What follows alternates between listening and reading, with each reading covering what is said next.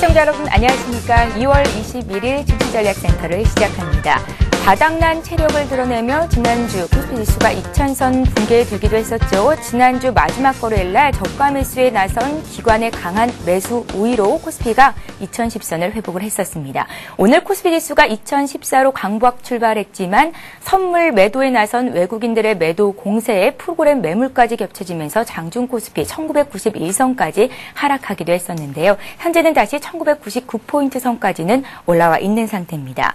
주말 사이 중국 인민은행이 올 들어 두 번째로 은행들의 지급 준비율을 인상시켰습니다. 중국이 추가적인 긴축에 나선 건데요. 역시 오늘 투자 심리를 위축시키는 한 요인이라고 볼 수 있겠습니다. 다만 외국인들이 현물 시장에서 소폭이나마 매수 우위를 지속해주고 있다는 점 그나마 다소 위안거리라고 볼 수 있겠는데요. 코스닥 지수는 강보합권 유지를 하고 있습니다. 코스닥 지수는 520선에서 장 초반부터 빨간불이 여전히 들어와 있는 상태입니다. 자, 증시전략센터는 1부와 2부 시간 모두 시청자 여러분들의 종목을 상담해 드립니다. 참여 방법이 두 가지가 있는데요. 무료 문자 번호인 013-3366-0110번 통해서 참여해 주실 수도 있고요. 또 센 서울경제TV 홈페이지를 통해서 와글와글 게시판에 종목 상담 요청하셔도 자세한 상담 받으실 수 있습니다. 자, 이렇게 참여해 주신 두 분을 추첨해서 저희가 책 선물도 마련하고 있으니까요. 여러분들의 많은 참여를 부탁드립니다. 금융위가 17일에 부산저축은행과 대전저축은행을 영업정지시킨 데 이어서 19일에는 부산이 중앙부산, 전주보혜 등 4개 저축은행에 대해서 영업정지를 시켰는데요. 뱅크런, 그러니까 예금 인출 사태에 대한 우려가 커지고 있습니다. 금융위가 이런 부실 저축은행을 인수할 것이라는 우려감 역시 오늘 반영되면서 금융주가 약세를 보이는데요. 시장을 움직이는 이슈들 정리를 해드리겠습니다. 시황센터 연결합니다. 네, 시황센터입니다. 한 주를 시작하는 월요일자 양시장은 엇갈린 흐름을 보여주고 있습니다. 지난 주말 뉴욕 증시가 3주 연속 올랐다는 소식에 국내 시장도 출발은 양호했는데요. 하지만 코스피의 경우에는 외국인의 선물 매도와 프로그램 매물에 밀리면서 2000선을 중심으로 치열한 공방을 펼치고 있습니다. 먼저 이 시각 코스피 흐름부터 살펴보겠습니다. 현재 코스피 지수는 14포인트 하락한 1998포인트 기록하고 있습니다.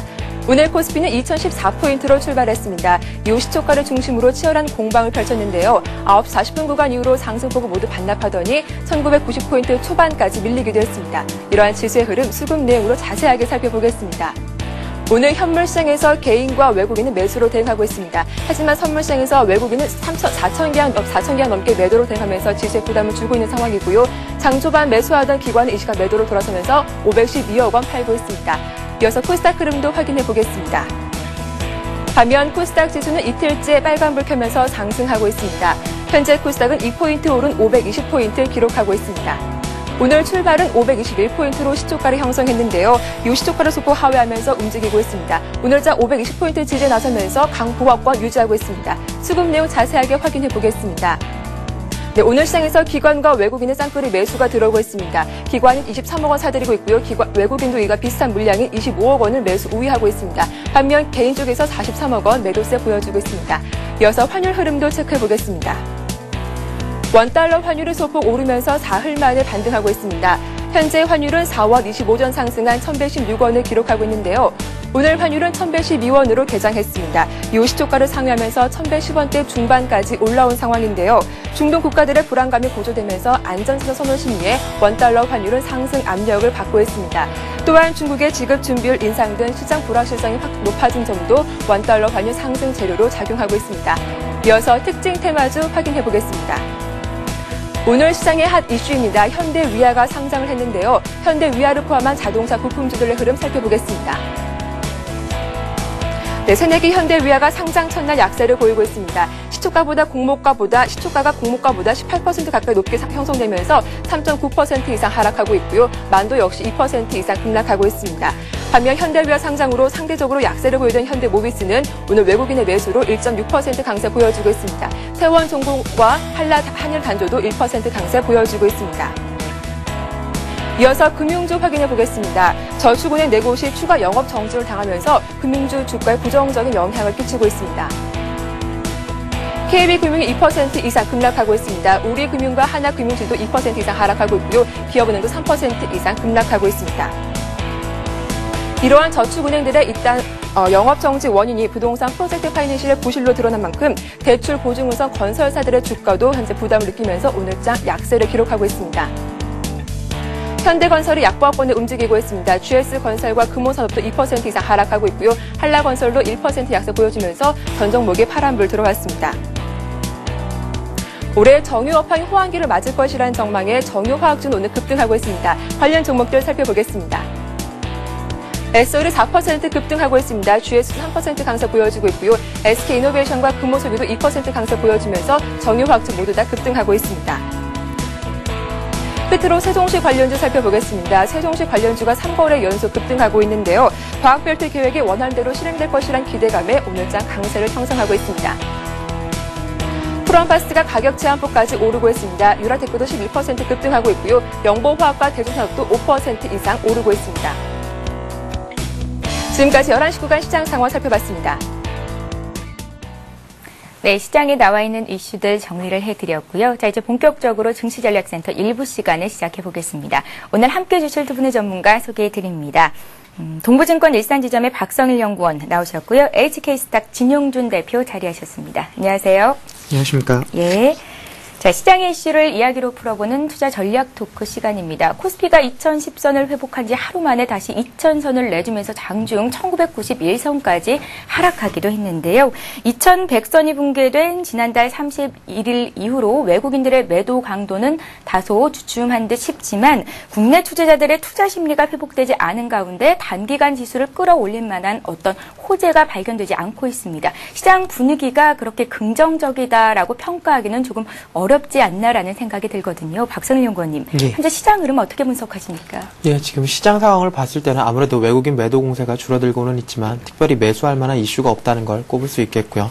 기관 자체도 일단은 코스피 쪽에서 움직여서 코스닥 쪽으로 대거 자금이 이동하고 있는 모습을 보이고 있기 때문에 코스피 지수 자체는 크게 움직일 수 있는 상황은 아닌 것 같고 코스닥 지수 또한 업종별로 몇 개의 업황, 몇 개의 업종, AM, OLED나 비메모리 반도체 쪽으로 아주 집중돼서 올라가는 모습을 보일 거라고 좀 예상이 되고 있고요. 이런 조정이 얼마 정도 갈 거냐고 좀 예상을 해봤을 때는 적어도 한 달 이상은 아무래도 유동성이 돌아올 때까지는 좀 시간이 걸릴 것 같고 선진국 시장을 봤을 때는 선진국 시장이 지금 강한 유동성을 바탕으로 중국의 긴축에도 불구하고 올라가고 있는데요. 이런 유동성 자체가 돌아오려고 하면 아무래도 선진국 시장 쪽에서 어느 정도 조정을 받을 만한 빌미가 보일 때까지는 우리 시장은 조금 기간 조정 쪽으로 가는 것이 맞지 않나. 그래서 일단은 1950선 이하로 내려갈 거라고 보고 있지는 않지만 2000선 위로도 강하게 올라가긴 좀 힘들지 않나라는 생각을 좀 하고 있습니다. 예, 다우지수가 3주째 상승을 보였지만 국내 증시가 하락하고 있는 점, 신흥국 증시 쪽에서 외국계 자금이 빠져나가고 있는 이유로 볼 수 있겠죠. 박성일 연구원님은 일단은 기간 조정이 조금 더 이어질 수 있겠다 하지만 1950선 밑으로 더 빠질 염려는 하지 않아도 되겠다라는 말씀이셨는데요. 이번에는 진용준 대표님 시장 흐름 어떻게 보시는지 좀 여쭤볼까요? 네, 일단은 지난주에도 좀 장이 안정화되길 먼저 기대한다고 말씀을 드렸었는데요. 예. 역시나 한 주 내내 좀 2000선을 등락을 반복하는 모습 보여주고 있습니다. 향후에도 박성일 연구원님의 의견에 어느 정도 동감을 하는데요. 2000선에 안착하는 모습이 가장 빠른 회복의 지름길이라고 볼 수 있겠고요. 당장의 급상승을 기대하지 않더라도 2000선만 확보하고 있어도 모멘텀은 어느 정도 살아있다라고 볼 수 있겠습니다. 외국인의 매수세가 돌아올 때까지는 급등 종목이 많지는 않을 것이라고 저도 의견을 같이 하고요. 하지만은 외국인의 수급세가 한 달 이상 걸리지는 않을 것 같다는 생각도 듭니다. 외국인의 매도세가 지금보다 더 커지지도 않을 것 같고요. 일단은 기관의 수급세도 아직까지 여전히 괜찮고요. 기관이 최근에 수익 못 냈다는 그런 아쉬움이 있기는 하지만은 외국인이 앞으로 수익 낼 수 있는 장은 아직까지 유효하다고 볼 수 있겠습니다. 그렇기 때문에 외국인의 매수세 정도만 좀 기대를 하시고 앞으로는 2000선 안착에 좀 기대를 해봐야겠습니다. 예, 잘 알겠습니다. 자, 오늘장 특징적이라고 한다면 좀 전에 시황센터 연결해서 알아봤지 현대위아의 상장 얘기겠죠. 현대차그룹의 부품 계열사인 현대위아가 오늘 유가증권 시장에 상장을 했습니다. 현재 공모가 6만 5천 원보다 14% 정도 뛰어있는 가격대죠. 7만 4천 원 선 부근에서 거래가 되고 있는데요. 시장의 기대에는 다소 못 미치는 게 아닌가라는 생각도 들고요. 공모 열풍이 불었었죠. 일반 청약 경쟁률이 103대 1에 달했던 종목이기도 합니다. 박성일 연구원님, 예. 현대위아 어떻게 분석하시나요? 현대위아 같은 경우는 지금 장외에서 거래되는 가격 정도로 거래가 되고 있는데 예. 지금 가격이 어찌 보면 좀 적정한 평가를 받고 있다라는 말씀을 좀 드릴 수 있겠고요. 지금 자동차 부품주가 추가적으로 상승이 가능하냐라는 질문들이 참 많으신데 일단 만도나 기아차를 비롯한 평화전공을 비롯한 업종들의 그 종목들의 흐름을 봤을 때는 현대 위아 자체도 크게 상승하기는 좀 어렵지 않나. 시장이 조정기 때 현대 위아가 지금 상장이 된 상황이기 때문에 상승기 때에 비해서는 아무래도 모멘텀이 둔화될 수밖에 없는 상황이고, 현대 위아 자체도 8만 원을 넘어가기에는 펀더멘털상 무리가 있는 종목이기 때문에 지금 가격에서 어느 정도 횡보를 좀 거친 이후에 자동차 방이 개선이 좀 된다고 하면 그때는 같이 현대차와 기아차와 더불어 올라갈 수 있지 않을까 하는 생각을 하고 있습니다. 예, 그간 자동차 부품주들이 현대 위아의 상장으로 만도 효과를 재현할 수 있지 않을까라는 기대감이 일기도 했었는데요. 기대가 실망으로 돌아선 탓인지 정말 말씀하신 것처럼 오늘 자동차 부품주들이 대부분 하락을 보이고 있습니다. 앞으로 자동차 부품주 그리고 완성차 업체들 주가 대응은 어떻게 하면 좋을까요? 진영준 대표님의 의견도 여쭤볼게요. 네, 일단은 현대 위아가 최근에 관심을 많이 끌었었습니다. 국내 유일의 엔진도 납품할 수 있는 어떤 부품주로서 이렇게 의견을 같이 했었는데요. 하지만 방금 전에 의견 주신 만도와는 또 다른 의견인 것이, 만도는 매출 다변화가 이미 충분히 이루어져 있고요. 또 수익을 통해서, 실적을 통해서 주가 반영되는 어떤 상승세를 탈 수 있는 회사입니다. 하지만 현대 위아 같은 경우에는 아직까지는 그런 모습을 보여주지 못했다는 점이 큰 아쉬움으로 남고요. 지금 시가 대비 어느 정도 안정적인 흐름이 이제는 자리를 잡았다고 볼 수 있겠습니다. 신규 상장 종목에 공략하시는 분들이라도 이 정도면은 일단은 중장기적으로까지 볼 수 있지 않을까 하는 정도의 어떤 안정적인 흐름을 먼저 잡아가는 것이 중요하겠고요. 단기적인 접근보다는 현대위아 같은 경우는 짧게 대응하시는 게 좋겠습니다. 하지만 부품주들 전반적으로는 중장기적으로 역시나 좀 봐야 되겠는데요. 일단은 현대자동차, 현대모비스 이쪽 그룹에서 이집트 사태랑 관련해서 지금 가장 큰 악재가 물려 있습니다. 이 부분이 해소될 때까지는 좀 오래 걸릴 수도 있겠다라는 의견을 드리겠습니다. 급등보다는 좀 안정적인 흐름만으로도 지금 모멘텀이 살아있다라고 판단할 수 있겠습니다. 그렇다면 조정받을 때 매수해 보자는 말씀이신가요? 네, 중장기적으로 지금 저가 매수 기회라고 볼 수 있겠습니다. 특히 예. 현대모비스나 SL이나 아니면은 성우하이텍이나 자동차 부분 중에 아주 괜찮은 종목들이 많습니다. 꼭 한번 참고해 보셨으면 좋겠습니다. 예, 잘 알겠습니다. 지금까지 투자 전략 토크 시간 진행을 해봤고요. 자, 이제 본격적으로 종목 배틀 시작하겠습니다. 박성일 연구원 어떤 종목으로 얼마나 수익 거두고 계실지 포트폴리오 종목들 확인을 해보겠습니다. 박성일 연구원 오늘까지 총 4가지 종목을 들고 가십니다. 한국타이어와 아시아나항공의 주가 흐름이 돋보이네요. 한국타이어가 7% 정도의 수익을 거두고 있고요. 아시아나항공이 1월 24일에 매수가 됐었는데 6% 정도 수익을 냈습니다. 옴미디어는 오늘장 3% 이상 강한 움직임을 보입니다. 지금 화면 통해서 나가고 있는 수익률은 지난주 금요일 종가 수준이고요. 옴미디어는 이제 우리가 매수한 가격 부근까지 올라왔습니다. 한진중공업만이 다소 부진한 움직임을 보이는데요. 마이너스 11% 정도의 등락을 보였습니다. 박성일 연구원 한 종목 매도하시겠다 의견 주셨는데요. 두산인프라코어입니다. 탄력 둔화로 매도를 하시는 거고 1월 31일에 3만 원 선에서 매수가 됐었던 종목입니다. 박성일 연구원님 수익률 1위와 2위 종목 차트를 통해서 좀 더 자세히 들여다보겠습니다. 지난주 매수했었던 한국타이어 한 주 만에 수익이 7% 났는데요. 놀라운 상승을 보여줬습니다. 매수한 이후로 기관의 매수세가 끊이지 않았던 종목인데요. 주가는 정확히 바닥을 확인하고 상승을 보여주고 있습니다. 2위 종목도 보겠습니다. 아시아나항공인데요. 매수한 지 한 달이 조금 안 됐죠. 차트를 봐도 알 수 있듯이 아시아나항공의 주가는 롤러코스터를 탔습니다. 지난 2월 15일에 12,500원을 사상 최고가로 찍은 이후로 주가는 살짝 눌려 있는 상태고요. 다만 우리는 좋은 가격대에 잡았기 때문에 6% 정도 수익을 내준 종목입니다. 박성일 연구원님 4가지 종목 그대로 홀딩하시는데 한 가지 종목이 좀 우려스럽습니다. 한진중공업 먼저 좀 봐주세요. 예. 한진중공업 같은 경우는 지금 직장 폐쇄 얘기가 나오면서 주가가 많이 빠져 있는 상황인데요. 한진중공업뿐만 아니라 STX 조선해양을 비롯한 많은 조선주들이 지금 조정을 받고 있는 시기인데 어느 정도 바닥을 좀 잡지 않았나 싶습니다. 바닥은 좀 잡아가는 모습, 대장주인 현대중공업과 삼성중공업을 중심으로 해서 잡아가고 있는 모습이 보이고 있고, 일단은 수주 소식들이 계속 들려오기 때문에 중공업주는 외국인 매수세가 다시 한번 돌아온다고 하면 큰 폭으로 상승할 가능성이 있는 업종이다라는 말씀을 좀 드리겠고요. 한진중공업은 지금 우려가 좀 과도하게 반응이 돼서 일봉상에서 차트를 좀 보면서 설명을 드리면 박스권 바닥에 와 있는 상황입니다. 지금 바닥권에 와 있기 때문에 바닥권을 깨고 내려갔다고 하면 저도 과감히 좀 매도를 결정을 했을 텐데 바닥권을 깨고 내려가지 않는 모습을 보였기 때문에 34,300원 정도까지는 일단은 지켜보는 상황으로 방향으로 갈 수 있도록 하겠고요.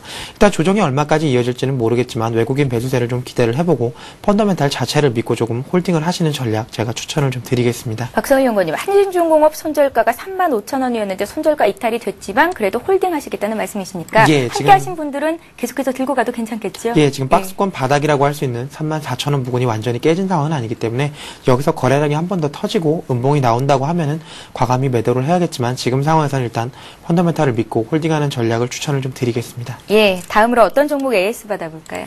예, 그 다음에 이제 온미디어부터 말씀을 드릴 텐데요. 온미디어는 이번 주 금요일부터 거래 정지가 되기 때문에 저 같은 경우는 이번 주 금요일을 마지막으로 매도 사인을 좀 드려야 할 텐데요. 온미디어 같은 경우는 이번 주 금요일에 거래 정지가 된다고 하면 3월 22일에 이제 CJ ENM으로 재상장이 될 거라고 예상을 하고 있습니다. CJ ENM 현재 주가가 5만 원 부근인데요. 합병 비율을 생각해 봤을 때 온미디어의 주가는 지금 6,000원 수준에 와 있어야 됩니다. 이번 주에 아무래도 괴리율을 계속해서 좁혀갈 것이라고 예상을 하고 있고요. 괴리율이 좁히지 못한다는 상황이 발생을 하면 일단 저는 매도를 하고 있지만 보유하고 있으신 분께서는 거래 정지를 한번 당하셔서 CJ ENM 주가로 재상장하실 때까지 기다려보는 전략이 아무래도 수익률을 극대화할 수 있는 전략이 될 수 있을 거라고 설명을 좀 드리겠습니다. 온미디어도 그렇고 CJ ENM도 그렇고 오늘장 흐름이 굉장히 좋은데요. 지금 시점에서 매수해 보는 건 어떨까요, 박성영 의원님? 일단 CJ ENM 같은 경우에는 슈퍼스타 K 시즌 3가 곧 있으면 이제 실시가 될 거라고 예상이 되고 지금 예선 접수를 받고 어느 정도는 진행이 돼가고 있는 상황인데 모멘텀이 앞으로 좀 발생할 수 있는 주식이고 외국인 같은 경우 지금 시장에 강하게 들어올 거라고 보이지 않는다고 하면 기관이 집중적으로 매수하고 있는 CJ ENM 한번 같이 사보시는 것도 개인적인 생각에는 나쁘지 않다고 생각이 되고 있고 지금 봤을 때 CJ 그룹 측에서 생각보다는 주가 관리를 굉장히 잘해주고 있기 때문에 시청자분들께서도 같이 매수하시면은 한 달 정도 내에 충분히 좋은 수익 볼 수 있을 거라고 추천을 좀 드리겠습니다. 박성일 연구원님, 온미디어 같은 경우에는 이제 25일에 거래가 정지가 된 이후로 한 달 뒤쯤에 다시 거래가 재개됐을 때 CJ ENM 쪽으로 이름이 바뀌게 되는 거잖아요. 예. 온미디어를 사는 것보다는 CJ ENM 사는 게 맞겠어요? 일단은 그거는 개인 취향에 좀 달렸다고 예. 할 수 있는데요. 온미디어는 거래 정지가 되는 대신 15% 지금 할인되어 있습니다. 그렇기 때문에 주가가 평행하게 간다고 예상을 했을 때는 3월 22일에 15% 수익이 나실 수가 있고요. 대신 거래 정지 기간 동안에 CJ ENM 주가가 하락을 하면 대응을 하실 수가 없다는 단점이 있습니다. 대신 CJ ENM은 지금 프리미엄을 충분히 받고 있는 상황이지만 주가가 상승하게 되면 상관이 없겠지만 하락하게 됐을 경우에는 그 하락분을 고스란히 감내를 하셔야 된다는 부분에서 일단은 말씀을 드리고 있는데 개인적으로 보수적으로 접근을 해본다고 한다고 하면 지금 시장이 기간 조정, 가격 조정을 거치고 있는 상황에서는 온미디어를 한번 매수를 하셔서 일단은 손실은 어느 정도 방어를 하시면서 좀 느긋하게 여유를 가질 수 있도록 하는 전략이 개인적인 생각에는 지금 시장과 시황에 맞지 않나라는 말씀을 좀 드리겠습니다. 예, 하이 리스크, 하이 리턴이 될 수 있겠군요. 자, 한 종목 더 보죠. 한국타이어 지금 1위 종목인데요. 이 한국타이어 같은 경우에는 얼마 전에 지금 타이어 엑스포에서도 지금 최우수 기업으로 선정이 될 만큼 작년에 놀라운 실적을 보였고 올해도 매출처 다변화를 통해서 놀라운 실적을 보여줄 거라고 예상이 되고 있는데요. 기관이 지금 1월 24일부터 시작을 해서 계속해서 매수를 하고 있습니다. 200만 주 이상 강하게 매수를 하고 있는데 외국인 매도세는 지금 외국인이 매도를 하기 시작한 2100 시점부터 계속 나오고 있지만 그 이후에 조정을 거치고 기관 매수세가 방어를 해주면서 한국타이어의 주가를 좀 올리고 있는데요. 아무래도 천연 고무 가격이 어느 정도 안정세로 접어들고 있는 것이 그런 매수세의 이유가 되지 않을까라는 생각을 좀 해보고 있고요. 단기적으로 봤을 때는 34,000원 정도 부근까지 올라간다고 하면은 매도 사인을 좀 드릴 거라고 예상이 되고 있고 시장이 조정을 받고 있는 상황에서는 아무래도 기관이 이렇게 집중적으로 매수를 하고 있고 관리를 하는 종목 쪽으로 따라가시는 것이 일단은 지수 방어 측면에서도 수익률 측면에서도 강하게 도움이 될 거라고 말씀을 드리면서 계속해서 홀딩하는 전략 말씀드리겠습니다. 예, 자 이렇게 해서 박성일 연구원 포트폴리오 내 종목들 다시 한번 AS를 받아봤고요. 자 이번에 진용준 대표 종목 배틀 수익률 보겠습니다. 어떤 종목들이 얼마나 수익을 거두고 있을지 화면 통해서 확인을 해보시죠. 예, 진용준 대표 오늘 두 가지 종목을 그대로 들고 가십니다. XINC가 한 주 만에 수익이 4% 정도 났습니다. 우리가 매수한 가격대가 2,450원 선이었고요. 같은 날 매수가 됐던 그리고 박성일 연구원 포트에도 들어있는 한진중공업 역시 홀딩하십니다. 지난주에 매수가 됐었고 마이너스 4% 정도의 등락을 보여주고 있습니다. 진용준 대표님 두 가지 종목 오늘 매도를 하시는데요. PSK와 코엔텍이 모두 손절가 이탈이 됐습니다. PSK는 마이너스 1.8% 정도 등락을 기록했는데요. 손절가를 짧게 잡아주셨었죠. 8,000원 선 이탈이 됐고요. 코엔텍 같은 경우에는 마이너스 3.6%의 등락, 손절가는 2,170원 잡아주셨던 종목입니다.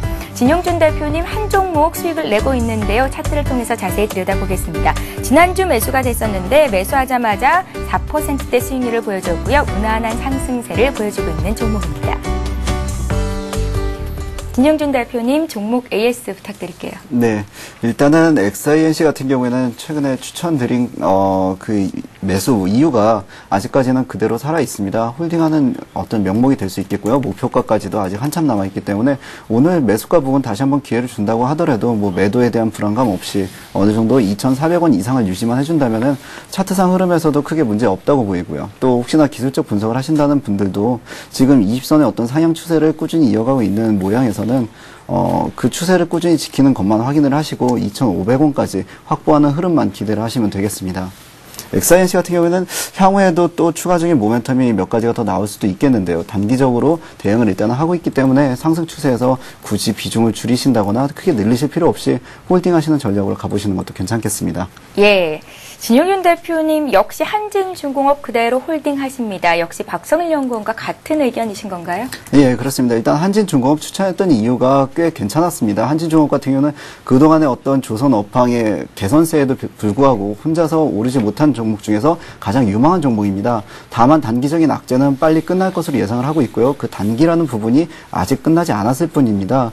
그것이 예상보다 크게 하락할 경우에는 저도 손절 처리를 하는 것이 좋겠다고 생각은 합니다만 아직까지는 이런 단기적인 악재에 걸맞는 적당한 조정만을 주고 있습니다. 추가적인 악재만 더 터지지 않고 또 추가적인 급락만 없다면은 향후에 상승 추세를 다시 찾는 데는 빠르게 이동할 수 있을 걸로 보이고요. 추세 시작하는 점은 38,000에서 4만원 부근이 될 것 같습니다. 그 부분까지는 좀 든든하게 홀딩을 하셔도 괜찮겠습니다. 예, 두 전문가가 낙폭이 과대했음에도 불구하고 한진중공업을 그대로 홀딩하시겠다라는 의견을 주셨는데요. 함께 매수를 하셨던 분들 혹은 한진중공업 그대로 가지고 계셨던 분들은 참고하시면 되겠습니다. 지금 시점에서 매도할 필요는 없고 어느 정도 바닥을 다지는지 확인을 해보자라는 말씀이셨습니다. 자, 이렇게 해서 진용준 대표에 이어서 박성일 연구원까지 지금까지 들고 계신 종목들 AS를 받아봤고요. 자, 이제 본격적으로 신규 종목 배틀 시작해 보겠습니다. 박성일 연구원 한 종목 그리고 진용준 대표 두 종목을 오늘 신규로 들고 나오셨는데요. 박성일 연구원님 종목부터 살펴볼까요? 오늘은 어떤 업종, 어떤 종목일까요? 예, 오늘 갖고 나온 건 이제 시그네틱스라고 하는 비메모리 반도체 업체를 좀 갖고 나왔는데요. 예. 지금 비메모리 반도체 업체 설명을 잠깐 드리기 전에 차트를 보면서 코스닥 지수부터 설명을 좀 드리면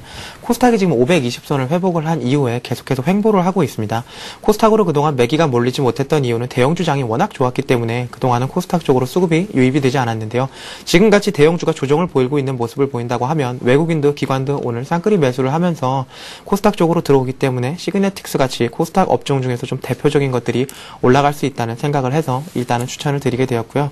지금 코스닥 지수 움직이고 있는 테마를 본다고 하면 대장 테마는 아무래도 삼성이 지금 움직이고 있지 않나 싶습니다. 삼성전자에서 투자를 하겠다고 하는 AMOLED 그리고 비메모리 반도체 그리고 이제 차바이오엔을 비롯한 젠백스를 비롯한 이제 생명과학주들 바이오주들이 계속해서 움직이고 있는데 이것들이 일단은 기대감에 움직이고 있지만 그 기대감과 함께 기관의 수급이 계속 들어와주고 있기 때문에 개인적으로 봤을 때는 이 중에 한 대장 종목을 고르시는 게 맞다고 생각을 하고 시그네틱스 같은 경우를 제가 고른 이유를 좀 설명을 드리면 지금 차트를 보시면 어느 정도 일정 기간 횡보를 했습니다. 이건 신규 상장한 지 얼마 되지 않은 종목인데요. 이유를 좀 찾아보자고 하면 신규 상장 이전에 가지고 있던 물량들 대부분이 기간 조정을 거치면서 출회가 됐고요. 그 이후 2월 14일을 기준으로 지금 보시면 주가가 상승하면서 기관의 매수세가 들어오고 있습니다.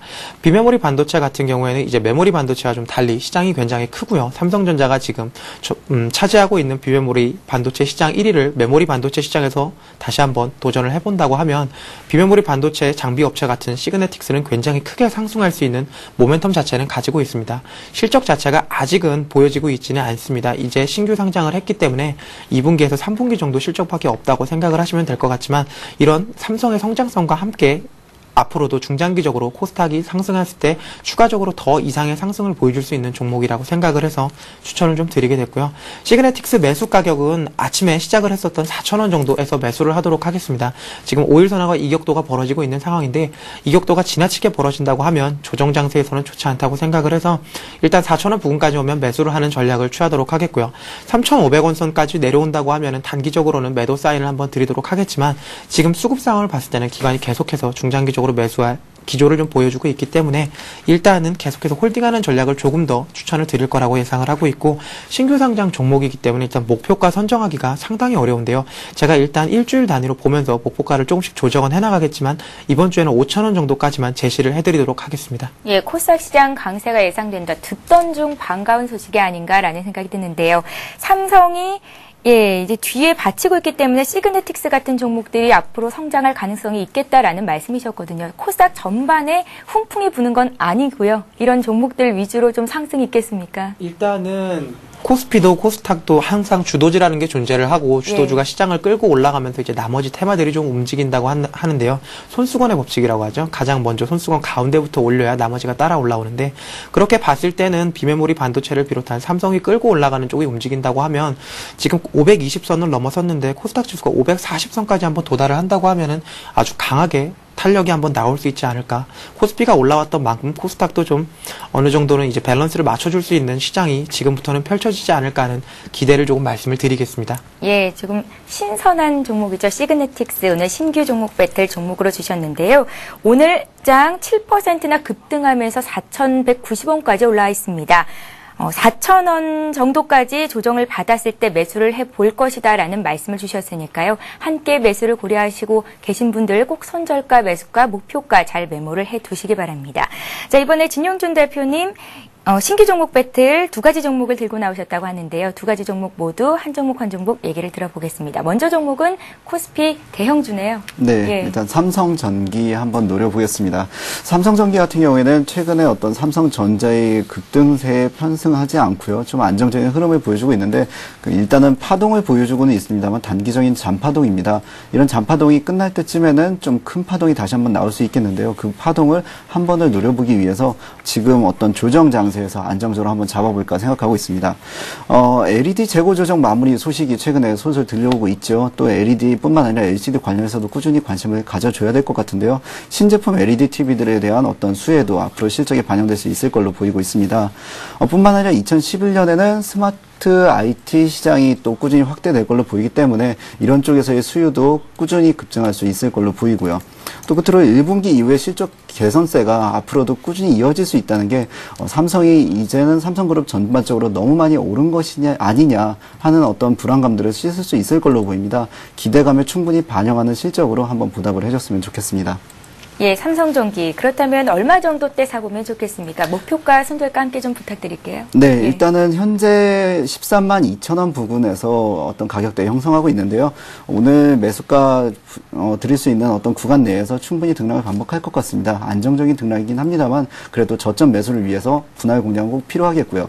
12만 9천원에서 13만 5천원 사이에서는 어떤 적극적인 매수 구간으로 볼 수 있겠고요. 손절을 짧게 잡고 좀 안정적인 흐름을 기대하고 있으니까요. 손절은 약 12만 7천원 부근으로 일단은 잡겠습니다. 목표가는 약 10%가량인 14만 초반대로 잡아도 되겠습니다. 예, 삼성전기였는데요. 주봉을 보더라도 상승 추세는 꺾이지 않은 것으로 확인을 하실 수가 있습니다. 지금 시점에서 매수 가능하겠다. 조정장 속에서 잡아볼 만한 종목이다라는 말씀이셨고요. 다음 종목 보겠습니다. 이번에는 어떤 종목입니까? 네, 일단은 IT 관련된 종목들을 좀 요새 눈여겨보고 있는데요. 조정이 끝나자마자 IT 쪽, 특히 반도체나 LCD 부품주 위주로 꼭 보자고 말씀을 드리고 있습니다. 코스닥이 조정 장세에서 약간 힘을 못 받고 있습니다만 수급세가 개선되는 대로 곧바로 급등을 이어갈 수 있는 종목들을 한번 찾아봐야겠습니다. 고영을 들고 왔는데요. 이번 종목이 바로 그런 종목이 될 수 있지 않을까 기대하고 있습니다. 현재가 21,150원입니다. 21,150원 종가 형성하고 있는데요. 매수가를 그래서 25,000원에서 21,500원 사이로 지금 딱 가운데 정도라고 볼 수 있겠습니다. 3D 검사 장비입니다. 비메모리 반도체 부분에서 정밀 검사 장비로 최근에 3D 검사 장비로 수요가 지속적인 증가 추세에 있고요. 앞으로 또 밸류에이션 매력도 꽤 높습니다. 올해 영업이익률이 27% 달성 예상되고 있고요. 최근에 어떤 상승세보다 약간 더 큰 폭의 성장을 할 수 있을 걸로 기대를 하고 있습니다. 최근 추세에 약간 급등을 하고 있습니다만은 이 정도 급등이라면 최근 어떤 모멘텀에 비해서 크게 무리되지 않는 정도의 상승이라고 보이고요. 2만 원 위에서는 아직까지 등락을 반복하더라도 어떤 추세 흐름에 문제가 없다고 보입니다. 밸류에이션 매력을 말씀을 드렸는데요. 현재 어떤 관련 업체 대비 퍽값이 7.5배로 아주 크게 저평가되어 있는 상태고요. 또 단기적으로 지금 주봉상 지난주에 많이 올랐습니다.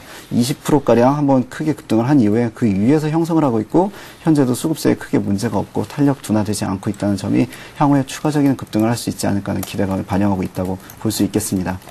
예, 자 이렇게 해서 진영준 대표님 삼성전기에 이어서 코스닥 종목 고영까지 신규 종목 배틀 시간에 들고 나오셨는데요. 박성일 연구원님의 신규 종목 역시 시그네틱스, IT주 그리고 코스닥 부품주였습니다.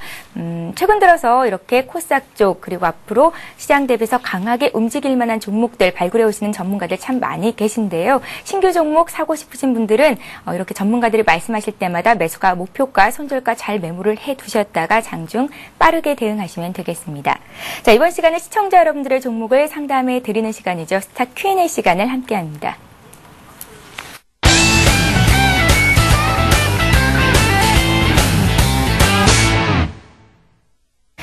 예, 스타 Q&A 시간에는 013-3366-0110번 무료 문자를 보내실 수 있는 방법이 있고요. 또 한 가지 참여 방법이 있습니다. 인터넷 홈페이지를 이용한 참여 방법인데요. 와글와글 게시판을 이용해서 참여하시는 방법 자세한 설명을 해드리겠습니다. 그동안 보유하신 종목 상담받기 어려워서 속상하셨다고요? 서울경제TV가 샘플러스와 함께 더 빠르고 더 확실하게 시청자 여러분의 종목을 진단해드립니다. 지금 바로 샘플러스 홈페이지 와글와글 게시판을 클릭해보세요. 종목명, 매수가, 비중, 구체적인 내용을 게시판 댓글로 남겨주시면 끝! 궁금한 투자 정보를 전문가로부터 더욱 간편하고 빠르게 상담받으실 수 있습니다.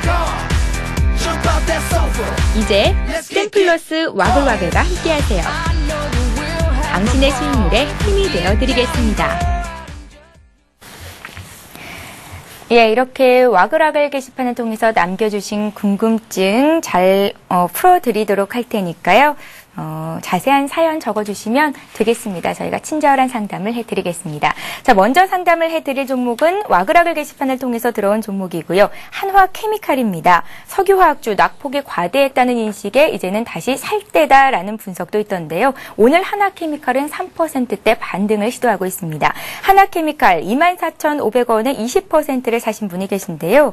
24,500원에 사셨으면 굉장한 수익을 보고 계시네요. 박성일 연구원님. 예. 예, 어떻게 대응해볼까요? 일단 수익 난 거에 대해서는 좀 아주 긍정적인 평가를 좀 드리고 싶고요. 예. 일단 하나케미칼에 대해서 말씀을 드린다고 하면 하나그룹에서 주가가 가장 좋은 에이스라고 할 수 있겠습니다. 하나케미칼은 일단 PVC를 중심으로 하는 화학 업종인데요. 그거 이외에도 태양광하고 이제 바이오 쪽으로 진출을 하면서 아무래도 하나그룹의 신성장 동력이라고 말씀을 좀 드리겠습니다. 하나케미칼 하면 가장 먼저 떠오르는 단어를 말씀을 좀 드리면 저평가인데요. 저평가라는 이유 자체가 주가가 상승하면서 계속 나오고 있는 이유는 실적이 그만큼 따라와 준다고 생각을 하시면 될 것 같습니다. 그렇기 때문에 일단은 중장기적으로 봤을 때 매우 긍정적이다라는 말씀을 좀 드리고 있고요. 기술적으로 조정 장세이기 때문에 다시 한번 매도를 하시고 매수를 하실 수 있는 기회를 좀 알려드리기 위해서 차트 분석을 조금 해드리면 일단 일봉상에서 보신다고 하면 60일선을 잠깐 깨고 내려가기는 했지만 다시 반등을 하는 모습을 보여주고 있습니다. 시장의 조정이 그만큼 거셌기 때문에 생명선이라고 할 수 있는 60일선을 잠깐 이탈하는 모습을 보였는데요. 단기 박스권이었던 34,000원 부근을 다시 이탈하지 않았기 때문에 일단은 전에 박스권이었던 부분 상단 34,000원 부근을 깨고 내려가지 않는다고 하면은 계속해서 홀딩하시는 전략이 중장기적으로 봤을 때도 좋을 것이라고 말씀을 좀 드리겠고요. 시장이 지금 기간 조정을 예상을 하고 있지만 가격 조정 쪽으로 좀 기울어져서 34,000원을 이탈한다고 하면은 일단은 하나케미칼뿐만 아니라 대부분의 주도주 업종이 다시 한번 하락할 수 있는 가능성이 열려있기 때문에 지금 상황에서는 34,000원 부근을 유의 깊게 보시고 깨지 않는다고 하면 홀딩 전략을 추천을 드리고 깨고 내려간다고 하면 일단 매도 이후에 3만원에서 다시 한번 매수해보시는 전략 추천을 좀 드리겠습니다. 예, 주가가 이렇게 많이 올라와 있는데도 저평가돼 있다라는 판단을 받고 있는 종목입니다. 하나케미칼 봐드렸고요. 예, 조금 더 홀딩해 보셔도 될 것 같습니다. 자, 이번에 대우증권 봐드리죠. 대우증권 역시 와글와글 게시판을 통해서 들어온 종목 상담 요청 종목인데요. 대우증권이 속석입니다. 매수가 언제 회복할 수 있을까요? 라고 문의를 하셨고요. 25,800원에 10% 정도 가지고 계시다고 합니다. 코스피가 조정받으면서 증권주 역시 줄줄줄 내려왔었는데 지난 금요일 코스피 급등으로 올랐다가 오늘 다시 조정이 나옵니다. 대우증권은 진영준 대표님께 여쭤봐야겠어요. 증권주 전반적으로 함께 좀 봐주시죠. 예, 그렇습니다. 아무래도 증권주 전반적으로 같이 보는 게 중요할 수 있는 위치거든요. 현재 비슷한 흐름 단기적으로 보여주고 있습니다. 단기적으로 급락세 이어가다가 지금 반등할까 하는 모양을 다 같이 보여주고 있는 게 일단은 증권주 전반적인 특징이라고 할 수 있겠습니다. 대우증권 현재 매수하신 가격대 부근에서 어떤 손절 라인도 짧게 잡았어야 되는데 그 부분도 잡기가 쉽지 않았습니다. 25,000원 위에서 손절하기란 사실 쉽지 않았죠. 그 이후에 급락을 이어갔고 현재 반등하는 모습 보여주고 있습니다만 아직까지는 실망보다는 기대가 더 크다고 볼 수 있겠습니다. 장기적으로 볼 때 일봉상 어떤 추세적인 흐름을 깼다고 보더라도 한두 번씩 한 이틀에서 3일 정도만 겁을 주고 곧바로 추세를 회복하는 모습을 보여주고 있으니까 이번에도 그 정도 되지 않을까 한번 기대를 할 수 있겠고요. 대우증권뿐만 아니라 다른 종목들 역시 문제가 비슷합니다. 삼성증권이라든지요. 아니면 미래에셋증권 모두 지금하고 비슷한 이런 모습 보여주고 있는데요. 단기적인 급락세에서 이제는 반등을 한번 해볼 수 있지 않을까 기대를 하게 하고 있습니다. 하지만은 이 반등이 기관이나 외인의 어떤 매수 주체가 있는 것보다도 개인의 어떤 관심에 의해서 증권이 빠르게 안정화되지 않을까, 아니면 증권 쪽이나 펀드 쪽으로, 아니면 레버카운트 쪽으로 관심이 쏠리지 않을까 하는 기대감에 반등하고 있는 것이 약간 아쉬움인데요. 외인과 기관의 매수세가 아직 들어오고 있지 않다는 점은 좀 눈여겨보셔야 될 것 같고요. 반등을 하더라도 매수가 부분에서는 비중을 조금 조절해 보시는 것도 괜찮은 전략일 것 같습니다. 예, 잘 알겠습니다. GS증권 봐드렸는데요. 오늘 문자 메시지, 대우증권 봐드렸습니다. 죄송합니다. 대우증권을 봐드렸는데요. 대우증권 오늘도 문자 메시지로 또 문의가 들어와 있습니다. 26,550원에 샀는데 어찌해야 되냐. 이분 역시 지금 진용준 대표 말씀하신 내용들 잘 한번 참고해 보시면 되겠습니다. 예, 이번에 볼 종목은 GS건설인데요. 오늘 건설주도 역시 분위기 좋지 않습니다. GS건설을 봐드릴게요. 1.8% 정도 조정이 나오는데요. 건설주가 지난달 27일 이후에 시작됐던 하락장에서 특히 큰 타격을 받았었습니다. 이때부터 지난 18일까지 코스피가 4.8% 정도 하락하는 동안에 건설업종은 무려 14.5%나 급락을 했었는데요. GS건설 역시 이 같은 흐름에서 벗어나지는 못한 움직임을 보였었죠. GS건설을 문의하신 분은 10만 7천 원에 20% 정도 가지고 계시다고요. 지난주 목요일에 매수를 하셨다고 합니다. 목표가 알려주십시오 했는데 그래도 주당 500원 정도 아직은 수익을 보고 계십니다. 박성일 연구원님.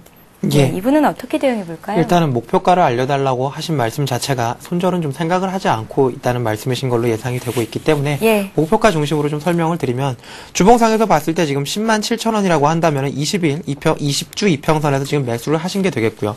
단기적으로 봤을 때는 일단 13만 2천 원 정도 뚫고 올라가는 게 쉽지는 않아 보입니다. 저축은행 부실 얘기가 계속 나오고 있고 저축은행 부실과 관련해서 건설사에서 대출을 받거나 그런 부분에서 일단은 프레스를 좀 받을 수가 있기 때문에 은행과 관련된 대출을 좀 상환한다는 생각을 좀 해봤을 때는 건설주 전반적으로 지금 수급이 악화되어 있다는 상황을 좀 말씀을 드리겠고요. 그중에서도 지수가 빠지면서 지금까지 많이 올랐던 상승분을 반납하고 있는 GS건설이나 대림산업 같은 경우에는 쉽게 건들기는 좋지 않다고 말씀을 좀 드리겠고, 일단 목표가 자체는 13만 2천 원 정도 설정을 드리겠는데 초점은 아무래도 지금 바닥권을 보이고 있는 8만 원 정도 선까지 이게 빠질 거냐 빠지지 않을 거냐라는 얘기가 좀 많이 나오고 있는데요. 건설주 그만큼 지금 투심이 좋지가 않습니다.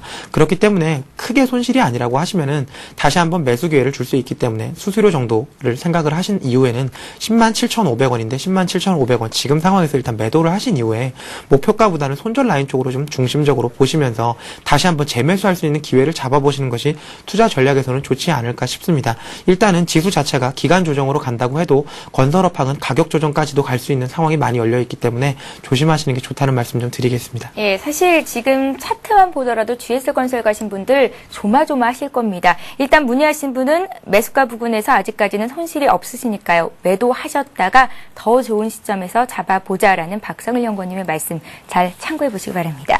자, 이번에 웅진싱크빅 볼 텐데요. 실적 우려로 주가가 연일 하락을 보였다가 이제 반등을 시도하는 듯한 모습을 보입니다. 웅진싱크빅 22,000원에 15% 가지고 계신데 손절을 해야 되는 건지를 여쭤보셨거든요. 진영준 대표님. 네. 웅진싱크빅은 어떻게 보시는지요? 일단 웅진싱크빅 매수가 괜찮은 공략 자리였습니다. 다만 아쉬운 것은 손절을 지키지 못해서 아직까지 좀 이런 고민을 하고 계신 게 다만 한 가지 아쉬움이라고 할 수 있겠습니다. 22,000원을 공략하신 다음엔 다음부터는요, 꼭 손절가를 한 5% 이내로 한번 잡아보시는 게 좋겠고요. 현재 구간에서 손절은 다소 의미가 없을 것 같고요. 향후에 단기적인 반등을 하지 못한다면 그때 다시 한번 손절을 고려해 보시는 게 좋겠습니다. 매수가 지금 22,000원 부근 표시를 화면에 해드리고 있는데요. 그 다음 단기적인 손절을 한다고 한다면 역시나 전 저점이라고 이제는 볼 수 있는 16,000원 부근으로 보시는 게 좋겠고요. 16,000원 부근에서 기술적인 반등이 있다고 하더라도 매수하신 22,000원 부근에서는 한 번 더 고생길이 보입니다. 이 부근을 어떤 강력한 매수세나 모멘텀으로 뚫어줄지가 앞으로의 관건이 될 수 있겠고요. 또 추가적인 상승을 이어간다고 하더라도 약 한 10% 이내에서 수익 실현을 조금씩 하시는 것이 좋겠습니다. 일단은 손실을 줄이기 위해서라도 한 2만 원대까지 빠른 반등을 기대해 봐야 되겠습니다. 빠르게 하락했기 때문에 빠른 반등 얼마든지 할 수 있고요. 또 최근에 기관과 외인의 동반 매수세가 이어지고 있으니까요. 이런 부분들 참고하셔서 꼭 적은 손실로 기왕이면 수익으로 마무리하셨으면 좋겠습니다. 예, 잘 알겠습니다. 자, 이렇게 종목 상담 요청하실 수 있는 방법이 두 가지가 마련이 되어 있습니다. 무료 문자 번호 013-3366-0110번으로 지금 바로 보내주시면 실시간 종목 상담 받으실 수 있고요. 또 샘플러스 와그라글 게시판을 통해서도 종목 상담 요청하실 수 있는데요. 인터넷 접속하셔서 남겨주시면 친절한 상담 그리고 플러스에서 추첨을 통해서 책 선물도 마련해 드리고 있습니다. 여러분들의 많은 참여를 기다리고 있겠습니다.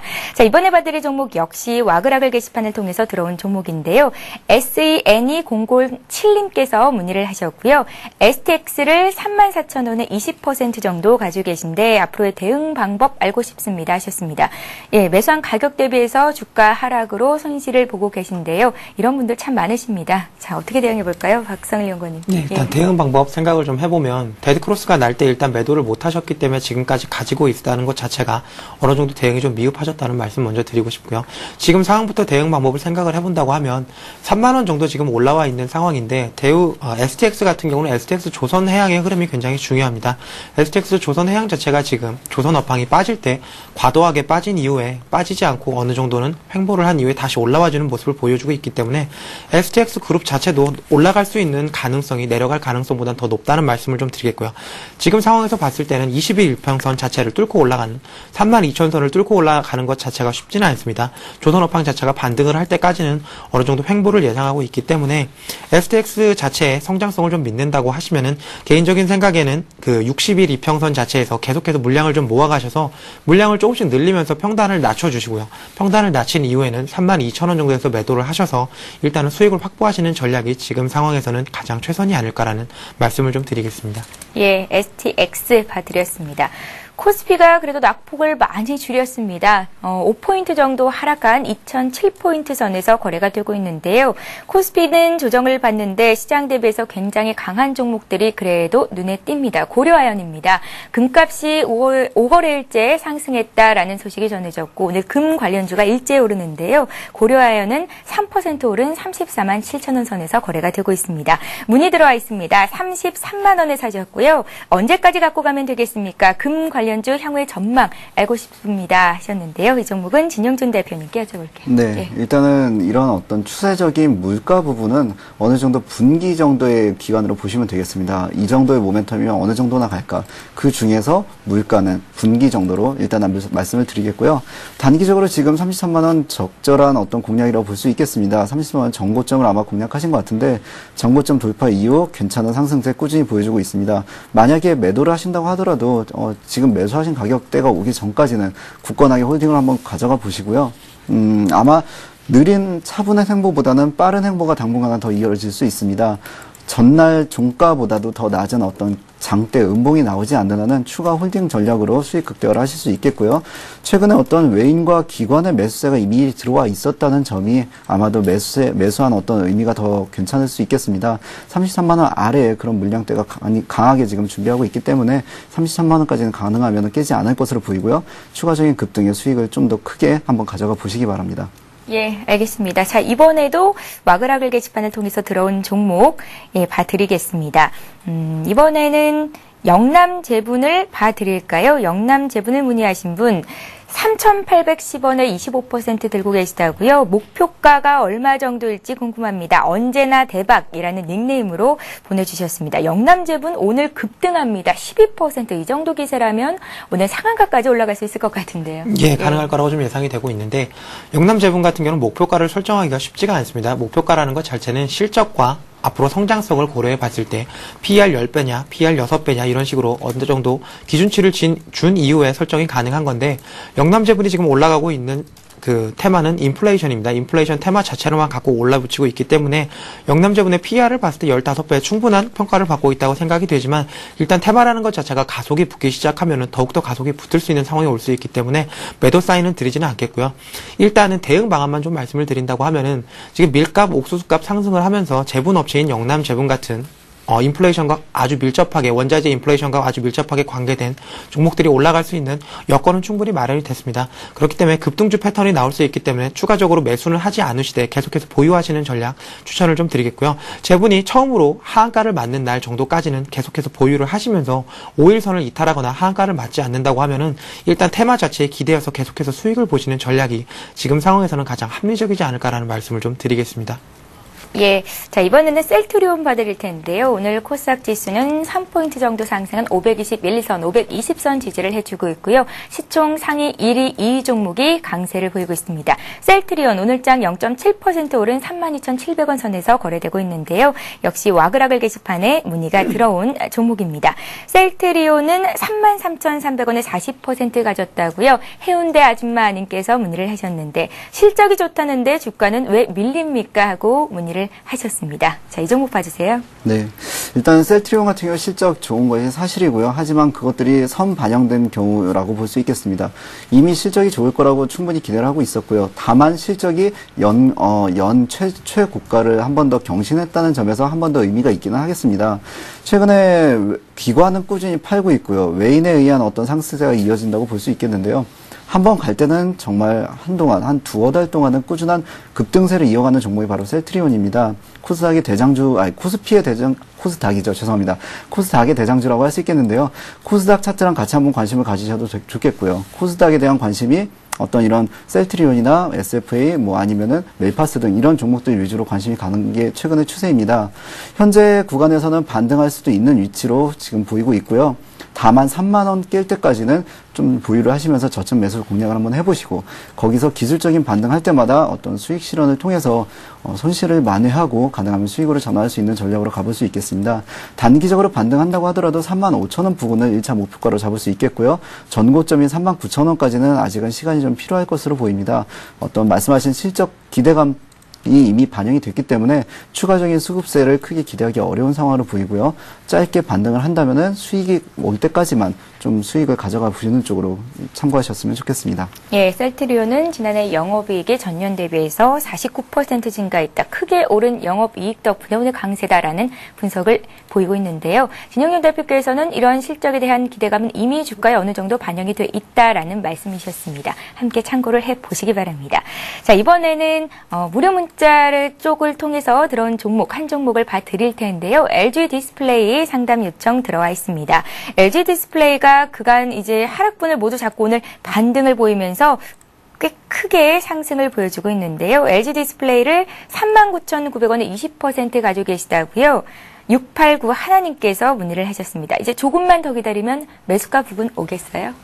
예, LG 디스플레이 같은 경우는 매수가까지는 충분히 갈 수 있다고 보고 있는데요. 아무래도 차세대 아이폰 관련해갖고 LCD 패널, LCD 액정을 공급을 하느냐 하지 않느냐에 대한 이슈가 좀 얘기가 나오면서 주가가 하락을 했는데 LCD 패널 재고 조정은 끝난 상태고 아이폰에는 추가적으로 들어갈 거라고 예상이 되고 있기 때문에 LG 디스플레이의 주가는 앞으로는 좀 긍정적으로 보는 것이 맞지 않나라는 말씀을 좀 드리겠고요. 하이닉스와 같이 조정을 받았는데 하이닉스는 지금 큰 폭의 상승을 보이고 있는 반면에 LG 디스플레이는 지금 상승을 하지 못하고 기간 조정을 계속해서 거치고 있지만 LCD 패널 자체의 재고가 마무리된 상황이고 삼성전기를 비롯한 LED 업황도 같이 움직여주고 있기 때문에 중장기적으로 봤을 때 LG 디스플레이는 충분히 하방 경직성은 확보를 한 상태이고요. 추가적으로 봤을 때도 상승을 할 수는 있겠지만 일단은 상승 모멘텀 자체가 좀 제한이 되지 않겠느냐. 왜냐하면 지난주같이 IT 슈퍼 사이클이 다시 한번 오지 않는다고 하면은 LG 디스플레이가 4만원대를 넘어서는 건 좀 쉽지 않겠지만 일단은 4만원대까지 근처 가는 것 자체는 모멘텀은 충분하다고 예상이 되고요. 4만 원 넘어선 이후에가 문제가 되겠지만 4만 원 선에서 매수를 39,900원 선에서 매수하신 것은 크게 걱정하지 않아도 지금부터는 기다리기만 한다면 올 수 있는 가격대라는 말씀을 좀 드리겠습니다. 예. 듣던 중 반가운 소식이 아닐까라는 생각이 듭니다. LG 디스플레이 오늘장 1.6% 급등하면서 37,000원 선 거래되고 있습니다. 자, 와그라글 게시판을 통해서 들어온 한 종목 더 보겠습니다. 이번에는 SBS 콘텐츠 허브 문의 들어와 있는데요. 방송 상담 중이시네요. SBS 콘텐츠 허브 매수 관점으로 보고 있는데요. 12,000원대에서 매수를 해보고 싶은데 어떨지, 그리고 항상 이렇게 채택해 주셔서 고맙습니다 라고 문의를 하셨습니다. 현대맨이라는 닉네임으로 문의를 하신 건데요. 이 종목은 진용준 대표님께 여쭤볼게요. 네, 12,000원 부근에서 매수할까 지금 대기 중이시라고 하셨는데 예. 일단은 최근에 실적 발표가 1월 말에 나오고 약간의 어떤 부진한 실적 개선세가 보인다라고 보였기 때문에 그때의 악재라면 악재가 이미 반영이 됐고 다시 복귀한다고 볼 수 있겠습니다. 당시 하락한 만큼의 어떤 상승분을 다시 찾았기 때문에 이런 단기적으로 빠르게 찾는 종목들은 어떤 그런 실망 매물이 이미 소화가 됐다고 볼 수 있겠습니다. 주봉이나 월봉상으로 볼 때 지금 반등을 노려볼 수 있는 자리라고 보이고요. 일봉상으로도 말씀하신 12,000원 부근에서 매수를 하시는 것보다는 가능하면은 12,000원 부근에서 매수를 한다 하면은 급락을 피하기 위한 어떤 손절이 더 위험하게 됩니다. 근데 지금 구간 12,700원에서 12,500원 이 구간에서 만약에 분할 공략을 해보신다면 12,000원 부근으로 손절을 잡을 수 있겠거든요. 12,000원 이하에서는 추가적인 급락이 좀 빠르게 이어질 수 있다는 점을 한번 참고를 좀 해보셨으면 좋겠고요. 현재 구간에서 반등할 경우에는 최소한 13,000원 이상은 쉽게 이어갈 수 있겠고 13,000원 확보한 다음에는 추가적인 상승 여력이 한 14,000원 이상 충분하다고 보입니다. 그렇기 때문에 현재 구간에서 13,000원 확보를 좀 기대를 하고 이런 부분에서 저점 매수 전략으로 한번 삼아 보시고요. 잡으신 12,000원 부근의 확보보다는 어떤 손절을 더 짧게 잡을 수 있는 공략을 한번 구사해 보셨으면 좋겠습니다. 예, 잘 알겠습니다. 이렇게 해서 일부 종목 시간, 여기서 종목 상담 시간 여기서 마치겠습니다. 지금까지 동부증권 일산지점의 박성일 연구원 그리고 HK스탁의 진용준 대표와 함께했습니다. 말씀 고맙습니다. 예, 코스피가 현재 2007포인트 선에서 움직입니다. 오늘 저점이 1991, 고점이 2014였는데요. 변동폭이 벌써 23포인트 정도 났습니다. 이렇게 변동성이 극심한 장세에서 과연 내 종목은 안전한 것인가 궁금하신 분들 참 많으실 것 같습니다. 2부 시간에도 역시 종목 상담은 계속 이어질 예정인데요. 무료 문자 번호인 013-3366-0110번 그리고 홈페이지 게시판 와그라글 게시판에서 남겨주시면 저희가 친절한 상담해 드리겠습니다. 많은 신청 부탁드립니다. 저희는 잠시 뒤 12시에 뵙겠습니다. 고맙습니다.